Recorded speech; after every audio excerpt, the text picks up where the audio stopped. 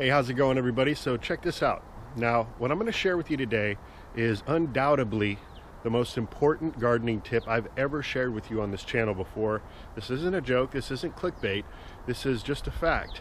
This is something that you're going to absolutely want to implement into your garden design if you haven't already. And so it's very simple.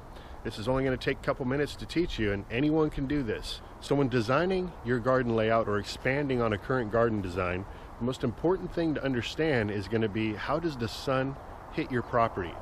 Now, regardless of where you are in the world, the sun's always going to rise on the east and go down in the west. And so what you're looking for on your particular piece of property is to identify the most northern and southern side of your yard. There's a really easy way to do that. I'm going to share that with you now. Alright, so all you need to perform this task is a compass, and if you don't have a traditional compass, don't fret. You can easily download a free compass app on any smartphone. This is called Digital Compass Smart 2020 is what I'm using. Not promoting this particular one, but it works fine. And all you're going to do is head out to your yard. You're going to hold the phone upright like this, and you're just going to move yourself around until you find what is the most northern end of your property. So as you can see, hopefully you can see, just about right there is true north. Now, I already knew that. I've talked about it many times on my channel, why I've designed my layout the way I have. So this back fence over here, which gets the most sun in my whole design, is the most northern. What does that mean? Well, that means that we're going to be facing the south when we're on the most northern end of the yard. And because of that, what we want to try to do is place the taller growing trees, shrubs, plants that you have growing in your food forest design or garden towards that northern end. That way, you're not going to be shading out other plants that are growing on the southern end of your yard. And again, I really want to illustrate this for you guys. We are in the winter time. The sun's a little lower, and the shadows are a bit harder to see right now. We're in the late afternoon, the sun's actually headed down. But when you plant your taller trees and shrubs on the southern facing side of your yard, the shade is going to be casted behind the plant itself, not in front of it. So generally speaking, you're going to have taller trees going down, staggering down like this in this sort of a pattern in order to get full sun exposure once you've realized what is the most northern end of your yard. I'll give you a quick illustration on a piece of paper what I mean by this. Alright, so what can you do with that information? Well, let's just pretend, and don't get mad at me for not being the best artist, but let's pretend this is your backyard, your house is over here, and this is your backyard, okay? And you've determined that north is right here, south is right here, east here, and west is here. So in this layout, this style of design, you're going to want to try to put your taller trees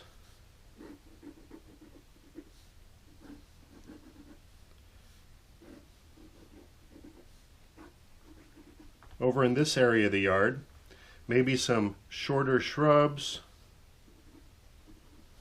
or dwarf trees down over here. As you get down over here, maybe you've got a little in-ground garden plot here. You've got some rows with some greens, some carrots, some beets. And then maybe over here in this southeast corner, maybe you put a medium to tall sized tree that's going to end up casting some shade out this way. And now you know you should have a nice little shaded area here. And over here you can plant some other shade loving plants, maybe some bulbs, some flowers.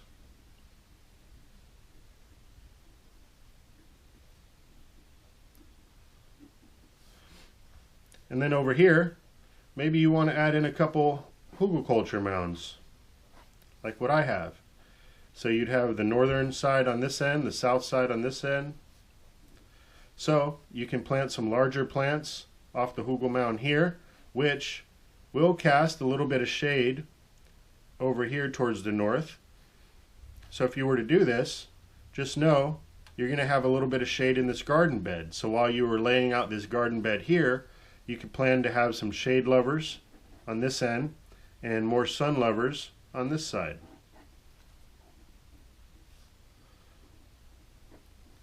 So now you can see how this works. Now if you were to invert this design and have your taller trees over on this side, you'd be casting shade on your entire garden. And you don't want to do that.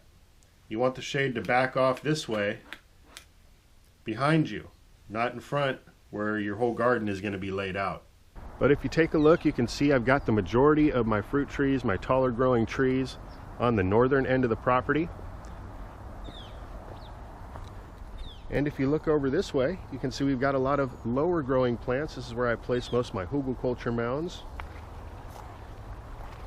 Now this doesn't mean that you have to have everything in a diagonal style design.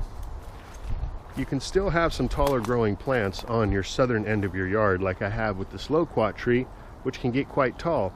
But just know, this tree is going to cast some shade in my garden here. And in fact, this was a strategically planted tree because I wanted some shade in this little plot right here, where I've got some aloe vera growing. It doesn't like too much sun exposure.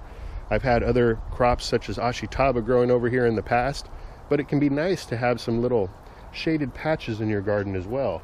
But at least this way you know exactly how it's going to turn out, and you can make an informed decision on where you want to place your trees. Now over along this fence, we're on the most eastern side of the yard, and so the main shadow that's going to be cast during midday is going to be sideways here. So it's not really going to come out into the center of the garden and affect anything. And generally speaking, fence lines are going to be pretty safe that way, other than the most southern end of your yard. But this is not confusing, it's not hard, it's actually really easy, takes a couple minutes, and it will give you that foundation that you need to start working on your design and lay it out appropriately. And so the sun is going to rise here on the east side, and it's going to go down on the west, which is why the sun is now shining right on me as the sun begins to fall here in the later part of the day. West is that way, east is this way, south is this way, north is this way. Really easy to figure out. This is going to help you quite a bit, especially for those who are just getting started with their garden design or a food forest design. This is by far the most important thing that you can do, in my opinion. And these two hugelkulturs here are more of a southeast to a northwest direction. So again, just knowing this is going to help me to determine exactly where I'm going to lay my plants. Anyway guys, I hope this video helped you out. If so, let me know by giving this video a nice rating if you would. If you haven't already, I'd like to invite you to subscribe to the channel. Look at these humongous greens. We're going to make ourselves a veggie stew tonight, and I'm going to chop up some of these greens and throw it in there as well. This here came from a volunteer plant from seeds that dropped off of some of my merit collard or dino tree collard plants I have growing back here. Gigantic, delicious, pest-free, nice and sweet right now. So I just want to thank everybody if you've ordered seeds from me in the past. I still am offering perennial green seeds. I'll drop a link below if you're interested. To anyone who ordered in the last couple weeks, they were a little slow going out with the holidays and everything, but you can expect those in the next few days. So thank you everyone. Hope you're all having a great day. Until next time, this is Dan from plantabundance.com. Take care. I'll be talking to you again soon. We got some nice little clusters of mushrooms popping up here and there in the garden. These I'm not familiar with, but for me it's a good sign knowing that there's some mycelium starting to spread just below the wood chips there. Here we've got another mushroom popping up on the edge of the hugel mound here.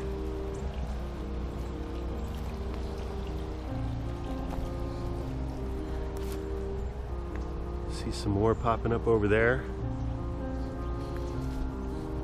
If you look closely, you can see little mushrooms coming up all over the place.